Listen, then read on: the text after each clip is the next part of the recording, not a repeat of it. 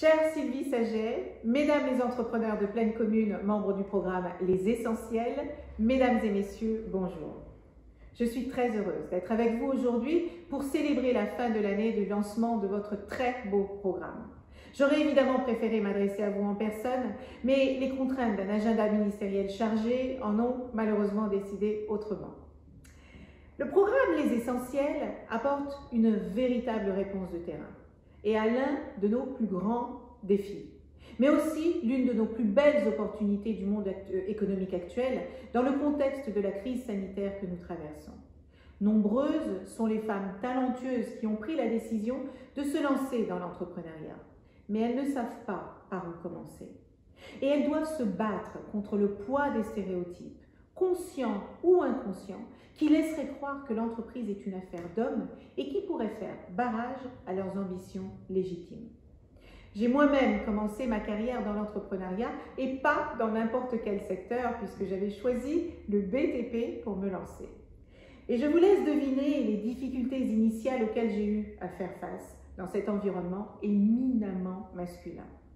J'aurais aimé avoir la chance à l'époque de croiser le chemin des essentiels et d'avoir autour de moi des mentors bienveillants pour me faciliter la tâche. Mais je voudrais dire quelques mots du programme en lui-même pour en saluer l'architecture et le concept que je trouve extrêmement pertinent. Au commencement de ce projet, comme au commencement de nombreux autres projets, il y avait la volonté de femmes, la volonté de ces femmes de pleine commune de s'en sortir. Certaines étaient demandeuses d'emploi, d'autres bénéficiaient de minima sociaux, d'autres avaient le rêve de construire pour elles et pour leurs proches un avenir meilleur. Et la clé de ce rêve, eh bien, c'était l'entrepreneuriat. C'était la recherche de la création de quelque chose de plus grand qu'elles, qui pourrait porter ses fruits dans la durée et qui leur permettrait de conquérir leur indépendance financière. Mais c'est la rencontre de ces femmes avec des acteurs bienveillants qui allait permettre de commencer à réaliser ces rêves en faisant partir leur projet d'entreprise du bon pied grâce à un accompagnement structuré et bienveillant.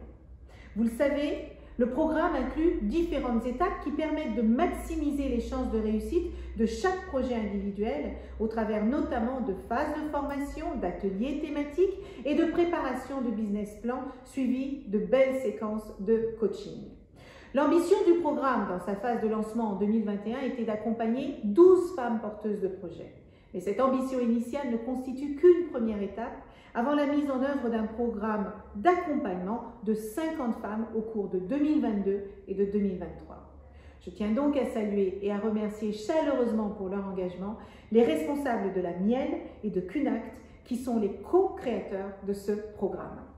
Ce que vous faites pour accompagner les femmes entrepreneurs de pleine commune est absolument formidable. Par votre action de terrain, vous faites éclore les rêves de ces femmes et vous changez positivement leur trajectoire de vie. Et je vous en remercie du fond du cœur. Aux entrepreneuses ensuite, Karine, Marine, Aïssatou, Sylvie, Gwendoline, Ségolène, Camille, Assina, Mbarka, Maya, Gladys, et Alix, vous êtes très courageuse, vous êtes talentueuse, vous avez décidé de prendre votre destin entre vos mains et je veux vous en féliciter. Et je voudrais enfin vous dire, en conclusion, que vous me trouverez toujours à vos côtés dans ce combat pour l'émancipation économique des femmes qui, comme le disait Gisèle Halimi, est la voie la plus sûre vers leur libération. Je vous remercie et je vous souhaite à toutes et à tous tout le meilleur pour la suite de vos projets.